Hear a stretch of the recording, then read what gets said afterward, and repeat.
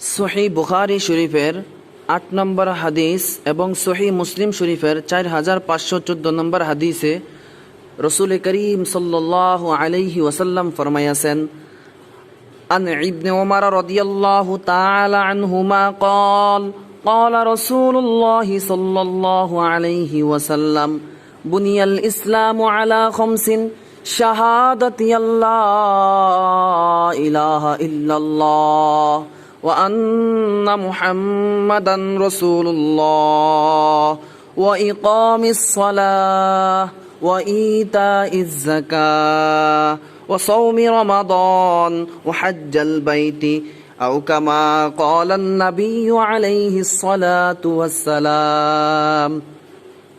হযরত ইবনে ওমর রাদিয়াল্লাহু তাআলা আনহুমা হইতে বর্ণিত, রাসূল করিম সাল্লাল্লাহু আলাইহি ওয়াসাল্লাম বলিয়াছেন, ইসলামের স্তম্ভ 5টি। আল্লাহ ব্যতীত প্রকৃত কোনো উপাস্য নেই এবং নিশ্চয়ই মুহাম্মদ সাল্লাল্লাহু আলাইহি ওয়াসাল্লাম আল্লাহর রাসূল, এই কথার সাক্ষ্য প্রদান করা। ওয়া ইকামিস সালাহ, নামাজ কায়েম করা।